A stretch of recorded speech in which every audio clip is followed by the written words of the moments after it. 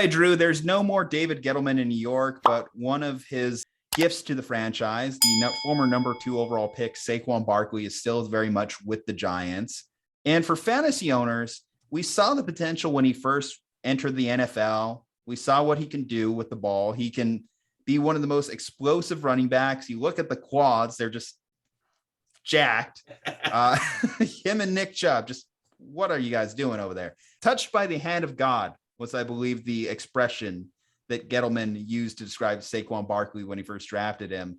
But when you look at him this coming season, right now he's going as the 12th running back off the board, the number 19 overall pick. Are you comfortable with that range? How are you feeling about Saquon?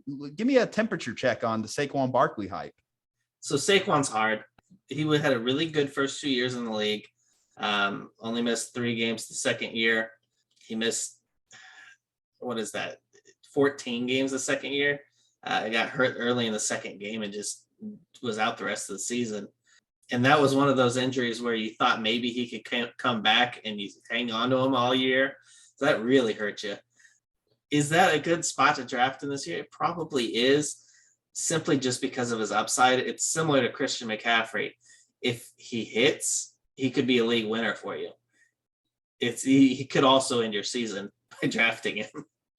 He can. And when you're drafting a guy in the second round and they don't quite live up to the potential, because if you're drafting Saquon in the second round, you're doing one of two things. He's either your running back 2, or he's your running back 1. Maybe you went on wide receiver early in the first round.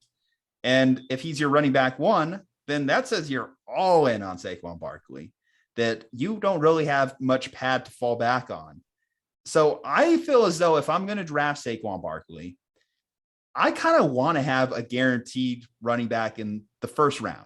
What do you think? If you're drafting Saquon, are you going wide receiver in the first round? Do you feel comfortable stacking backs? It's scary to go with Saquon as number 1 running back. I agree with that, but I mean, if he hits as your number 1 running back, then that's great. Then you've found somebody who can carry you to the playoffs and potentially to a championship. Well, let's talk about his hit. Let's talk about what hitting means for Saquon. So I think his best example of hitting was his rookie year. It was 1,300 yards rushing, 5 touchdowns, 91 receptions. So we talked about what makes Christian McCaffrey great. We talked about what could make A.J. Dillon, Aaron Jones, DeAndre Swift great. Their ability to catch the football. 91 targets his rookie year, or 91 receptions his rookie year. 721 yards, 4 touchdowns. So almost 1,000 receiving yards. But obviously, but obviously with the injuries, he just hasn't really been able to quite live up to that. 73 the next year, or 73 targets the next year, which is still damn good. 13 games last year. Here's part of the problem too. Last year, he looked bad besides just the injuries. He looked slow. He just didn't look explosive. You could blame the Giants offensive line for doing that to him. You could blame the fact that they don't really have a passing game and no one's really getting fooled. But that's just all stuff that you just have to bake into him still in 2022, because the line didn't get much better. Daniel Jones, I don't think, got much better. They have a new coach. In Brian Daboll, who led one of the most dynamic, prolific offenses in football last year with the Buffalo Bills. But Daniel Jones is also not Josh Allen. You brought up a great point off camera. Saquon Barkley is not Devin Singletary. No. So here's one thing I want to say. You got to remember Saquon Barkley. When we had good Saquon Barkley, that was with late end of career Eli Manning. Yeah, he was not very good. And the irony there is that was also when we got to see Prime Odell. So, hey, late career Eli Manning still gave us some dynamic fantasy finishes for his backs and wide receivers.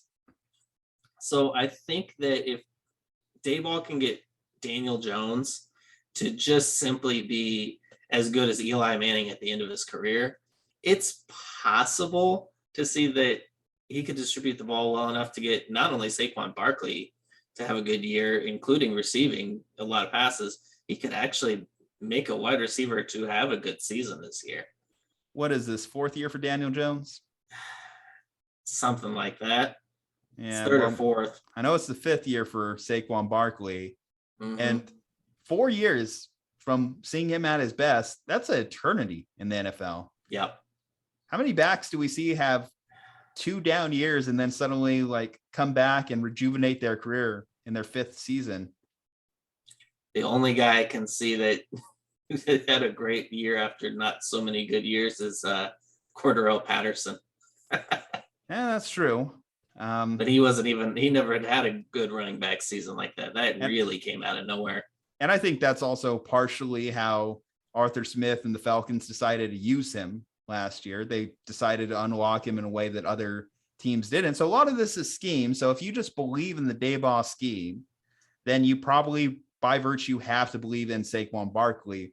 But I think a lot of his value is going to be, can he get back to those high receiving totals? If he gets back to being a 50+ catch guy, then at bare minimum, his floor is going to be running back 2, which isn't great if you're drafting and be your running back 1, but it won't kill you to the extent. It won't kill you in like a deeper league, for example. If he lived up to at least that value, it would keep him a solid baseline. You hope that he falls into the end zone a little bit more. He hasn't really had, obviously he hasn't had a double-digit rushing touchdown season since his rookie year. So having that bad touchdown luck, and hey, if you're one of those big believers in regression to the mean, or I guess progression to the mean, then maybe he would score more than 2 touchdowns next year, right? He's got to. As long if he's healthy, there's no way he doesn't score at least 6 or 7 touchdowns this year. So if we set the baseline at 6 or 7 touchdowns, I feel comfortable saying that if, again, he's staying healthy, all 16 games, he's at least 1,000-yard rusher, right? Yeah. Yeah. Okay. And if he gets 50 receptions, then he's probably on that borderline at bare minimum. But so the problem is if you're drafting Saquon Barkley, you want old Saquon Barkley. You're not hoping to get it with your 2nd round pick, a guy who's okay. You don't want an RB2 with your 2nd round pick. You're really hoping for a guy with the upside to sneak into that RB1 conversation. So are you taking him or Aaron Jones? I'd feel a lot better with Aaron Jones. Just the ability of Aaron Jones to be all over the field. And I mean, Aaron Jones could even line up. I've heard that they're planning on lining him out wide occasionally. I mean, you never know what could happen with that offense. But you do know that both running backs there will be productive. And I like Aaron Jones a lot this year. If, let's say you went running back in the 1st round, him or CeeDee Lamb? See, I'm not huge on CeeDee Lamb. But I think I would probably go CeeDee Lamb at that point. It's close. See, the breakdown after Saquon this is Fantasy Pros average draft position aggregate. So thank you, Fantasy Pros, for putting it all on a list. After Saquon Barkley, you have CeeDee Lamb, Tyreek Hill. You mentioned you could see Jones going instead of Saquon. Mark Andrews, if you wanted to go tight end, or Josh Allen is there. I think that's a little bit of a reach, as I kind of prefer the wait on quarterback strategy, but you could go Josh Allen in that range. And then Leonard Fournette, I think, is probably just as much of a question mark as Saquon, mostly when we hear the concerns about his weight issues. Cam Akers, I think, is probably on Saquon's tier. So I think when you look at least who's going around him, there's not like a for sure answer. So you would probably say that Saquon has bigger upside than Leonard.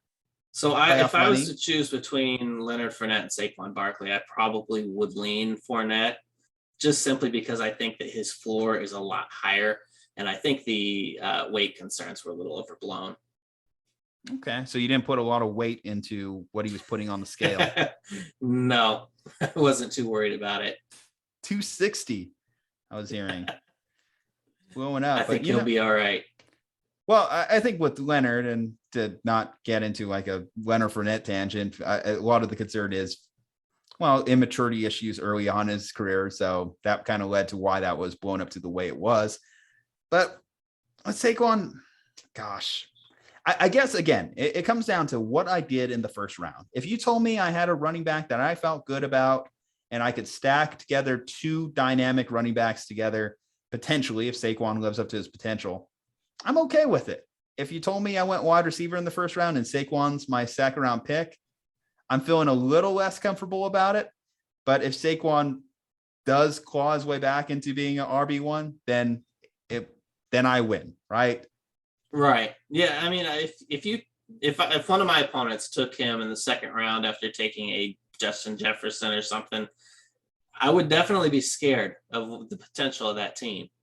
Yeah, it has potential to have a definitive running back one and a definitive wide receiver one.